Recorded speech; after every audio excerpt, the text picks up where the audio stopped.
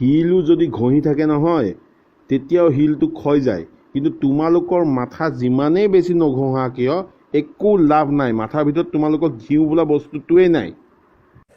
ইয়াৰ কি হ'ল বে? ই আহি পিনে আজি আমাক ঝাৰি আছে যে? গম নাপাওঁ বে। আজি চাকি ঘৰত মাইকীৰ লগত কাজিয়া লাগি আহিছে। মোৰো তেনেকুৱাই লাগিছে পাৰ্টনাৰ। অঁ বে, কাজিয়া লাগি আহিব ঘৰত আৰু কামুৰিব আমাক। কি ডিছকাশ্যন কৰি আছা তোমালোকে? হা, পঢ়া শুনা মন নাই? এইবিলাক ৰচনা লিখিব আহিছা? কালি কি পৰীক্ষাডাল দিলা তোমালোকে?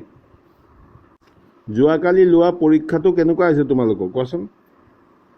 ছাৰ মোৰ বহুত ভাল হৈছে, মই 3 পেজ লিখিছোঁ। ছাৰ ঘপককৈ পৰীক্ষাটো লৈ ল'লে যে, সেইটো কাৰণে মই বেছি লিখিব নোৱাৰিলোঁ। অঁ ছাৰ, ময়ো বেছি লিখিব নোৱাৰিলোঁ। তাৰ মানে মোৰ পৰীক্ষা চবতছে বেছি ভাল হৈছে। ৰচনা প্ৰতিযোগিতাত মই প্ৰথম পাম। তুমি কি ভুৰভুৰাই আছা ৰমেন? নাই ছাৰ, এনেই জানিব মন গৈছে হায়েষ্ট কোনে পাইছে বা। ৰমেন, তই 3 পেজ লিখিছিলি নহয় মহাত্মা গান্ধীৰ ওপৰত। এইফালে আহি পিনে গোটেই ক্লাছত তই কি লিখিছিলি, কি ফালিছিলি সেইটো তই গাই পিনে শুনা।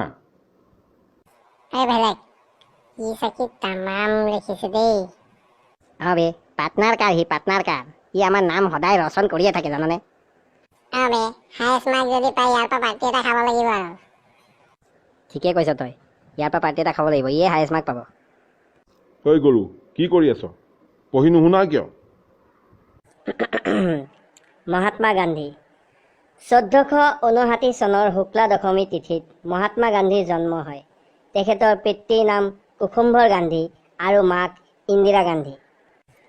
সৰুতে মহাত্মা গান্ধীৰ মাকৰ মৃত্যু হোৱাত বুঢ়ী মাক খেৰকুটিয়ে তেওঁক গুৰু দ্ৰোণাচাৰ্যৰ টোলত নাম লগাই দিয়ে। মহাত্মা গান্ধীয়ে প্ৰথমতে ভৰিৰ গোৰোহালকে লেটিয়াই চুৰিয়া পিন্ধিছিল। কিন্তু এদিন এটা প্ৰকাণ্ড ষাঁড় গৰুৱে খেদা মাৰি আহিল। কোনোমতে মহাত্মা গান্ধীয়ে ষাঁড় গৰুটোৰ শিঙত ধৰি বগৰাই দিয়ে আৰু নিজেও জোঁটপোট খাই পৰে। সেইদিনাৰ পৰাই মহাত্মা গান্ধীয়ে আঁঠুৰ ওপৰত চুৰিয়া পিন্ধিবলৈ লয়। ষাঁড় গৰুটো বগৰাই ভাগৰে জিগৰে আমন জিমনকৈ বেঞ্চ এখনত বহি থাকোঁতেই মহাত্মা গান্ধীয়ে এটা আপেল সৰি পৰা দেখে আৰু লগে লগে তেওঁ যঁতৰ আৱিষ্কাৰ কৰিলে। মহাত্মা গান্ধীয়ে ভাৰতৰ পৰা ইংৰাজক বিতাড়ন কৰিবৰ বাবে যথেষ্ট সংগ্ৰাম কৰিব লগা হৈছিল। ইংৰাজৰ লগত সংগ্ৰাম কৰি 1826 চনত য়াণ্ডাবু নামৰ ঠাইত সন্ধি কৰিবলগীয়া হৈছিল। সন্ধিত ইংৰাজে সুধিলে, তুমি আমাৰ পৰা কেনে ব্যৱহাৰ বিচৰা? মহাত্মা গান্ধীয়ে ক'লে, ৰজাৰ দৰে।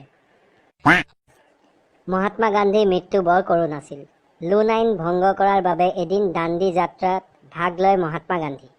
খোজকাঢ়ি আহি থাকোঁতে পিয়াহত অন্তকণ্ঠ শুকাই এটা নিজৰাত পানী খাবলৈ ল'লে। সেই সময়তে আকৌ ৰজা দশৰথে মৃগয়া কৰিব গৈছিল। দশৰথৰ হাতত এডাল শব্দবাদী বাণ আছিল। ৰজা দশৰথে মহাত্মা গান্ধীয়ে নিজৰাত পানী খাই থকা শব্দটো শুনি ভাবিলে, এয়া নিশ্চয় কোনোবা মৃগই পানী খোৱাৰ শব্দ।